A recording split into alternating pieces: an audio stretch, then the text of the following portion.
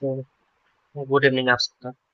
आज हम लोग शुरू करने जा रहे हैं पॉलिटी। ठीक है, ये लोग बुक से LWA। संविधान का विकास। सबसे पहले हम पढ़ेंगे संविधान की उत्पत्ति कैसे हुई। ठीक, चलिए शुरू करते हैं। भारतीय संविधान का विकास। ठीक, संविधान शब्द की उत्पत्ति लैटिन भाषा के शब्द से हुई है, पता ही होगा। ठीक है, ब्रिटेन को ब्रिटेन के संविधान को सभी भाषा के संविधानों की जननी कहा जाता है। ठीक, सबसे पहले यही संविधान बना था ब्रिटेन का ही। ये ब्रिटेन का संविधान अलिखित संविधान है। भारतीय संविधान के ऐतिहासिक विकास का काल 1600 ईस्वी से प्रारंभ होता है। इसी वर्ष इंग्लैंड में ईस्ट इंडिया कंपनी की स्थापना हुई थी।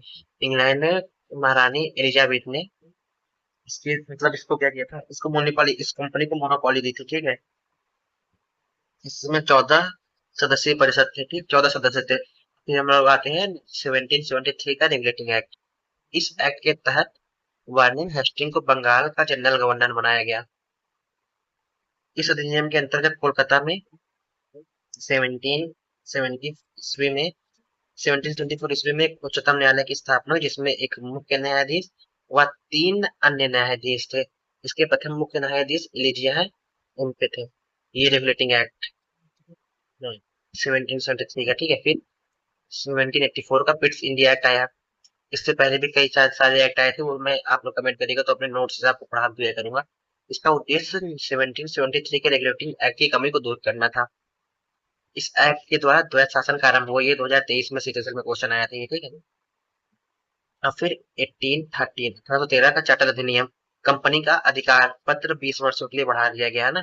कंपनी की जो मोनोपोली थी उसको। भारतीय शिक्षा पर 1 लाख रुपए वार्षिक कहने की बात कही गई थी। ईसाई मिशनरियों का भारत में धर्म प्रचार की अनुमति दी गई। कंपनी के व्यापक एकाधिकार को समाप्त कर दिया गया। लेकिन ये जो 1 लाख रुपए वार्षिक देने की बात कही गई थी, ये कंपनी ने इसको रिजेक्ट कर दिया था। ठीक है, 1833 का चार्टर अधिनियम। बंगाल का गवर्नर जनरल अब भारत का गवर्नर जनरल कहलाएगा। ठीक, विलियम बेंटिंग भारत के प्रथम गवर्नर जनरल कहलाए। सिविल सेवकों की भर्ती के लिए खुली परीक्षा। मैकाले की अध्यक्षता में प्रथम विधि आयोग का गठन हुआ। ठीक है, भारत में दास प्रथा विधि विरुद्ध समाप्त कर दिया गया। दास प्रथा को समाप्त कर दिया गया। इससे पहले कोलकाता से जो दासों का आयात निर्यात होता था उसको भी बंद कर दिया गया था। ठीक है, और ये पूर्णतः 1843 में समाप्त कर दी गई। और 1958 का भारत शासन अधिनियम। इसी को हम क्या कहते हैं, क्राउन का शासन। क्राउन या शासन, क्राउन का शासन। ठीक है, शुरू हुआ था यहाँ से 1858। यही नवंबर का महीना था। और कहाँ, इलाहाबाद प्रयागराज के मिंटो पार्क में। मतलब विक्टोरिया का वो पढ़ा गया था घोषणा पत्र।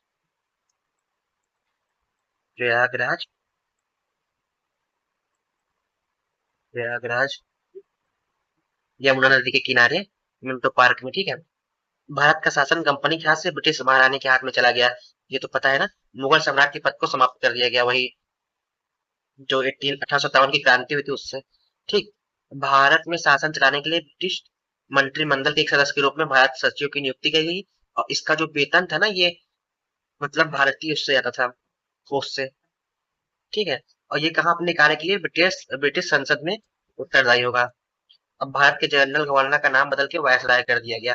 अतः इस समय गवर्नर जनरल कैनिंग था।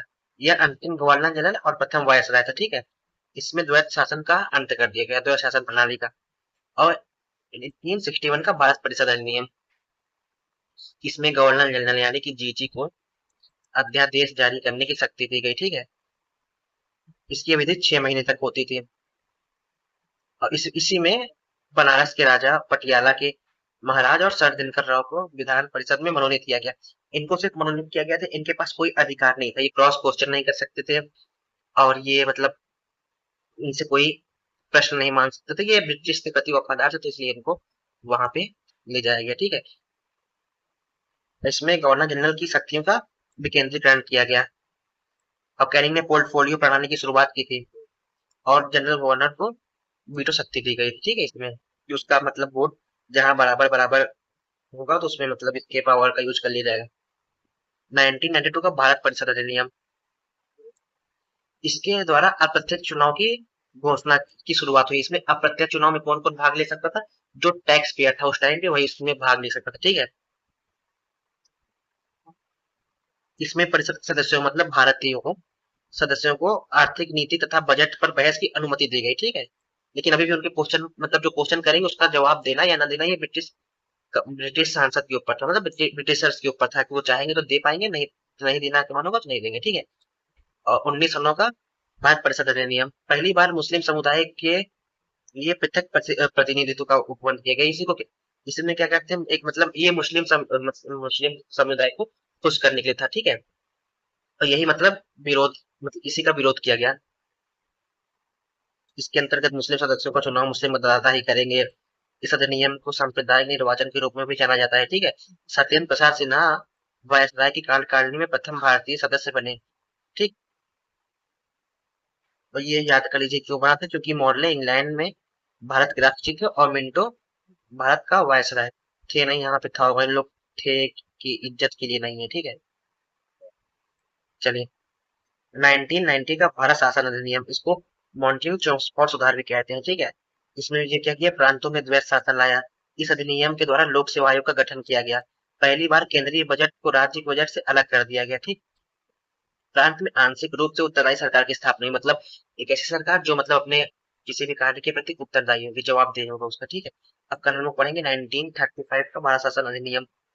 Thank you.